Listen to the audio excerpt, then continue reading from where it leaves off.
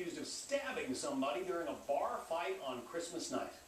Happened in Port Washington, Wisconsin, about 25 miles north of Milwaukee. Dustin Diamond was in court today and could face 10 years in prison. He played Skreetch Powers for nearly 13 years. TMZ posted video of the scene at the bar. It seems to show a group of people pointing at Diamond saying he's got a knife. Watch.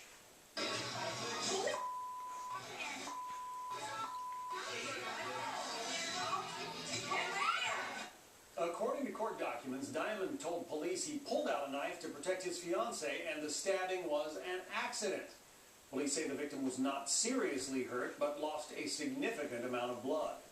Michelle DiPaolo is here. She is a criminal defense attorney and a former prosecutor. So if you're prosecuting this case, what are you looking at here?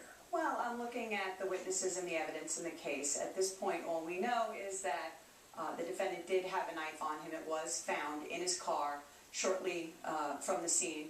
Also, we know that we have witnesses that say that there was an altercation and can identify Skreetch as the defendant.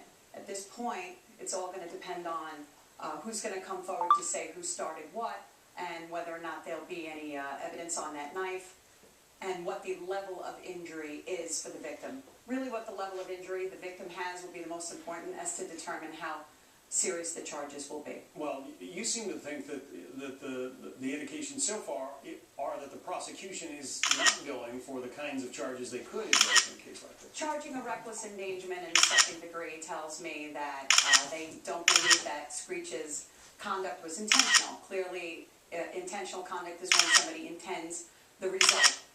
In reckless conduct, it's when they're aware of the risk but disregard it. A lot of times that occurs in cases where there's drinking or there's a fight and then the altercation occurs as a result thereof. So this wasn't necessarily intentional conduct, although he did go to the bar with the stiletto on him, which is significant.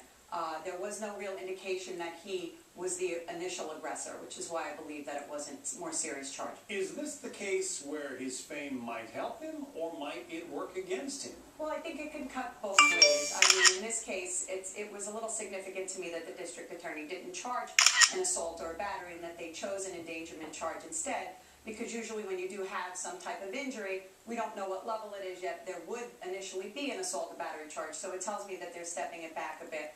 And I'm not sure if it's as a result of his notoriety or what. I mean, we don't know if people picked him out in the bar and picked on him because of his notoriety, or how the district attorney will handle it due to his notoriety. And we'll see if the judge was a Saved by the Bell fan. But he changed his story. I mean, he said that it was a pen, and then he said it was a knife, and he was defending his girlfriend.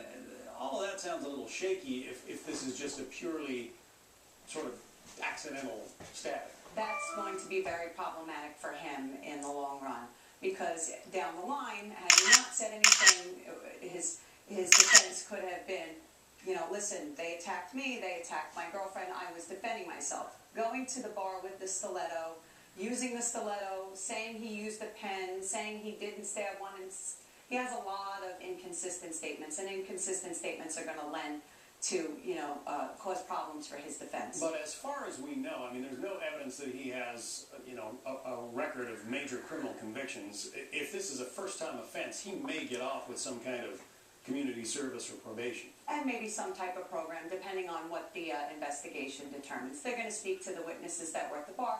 They'll speak to the defense witnesses if the defense chooses to give them anybody and make that determination.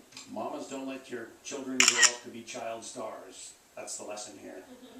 Michelle DiPaolo, thanks. Thank you.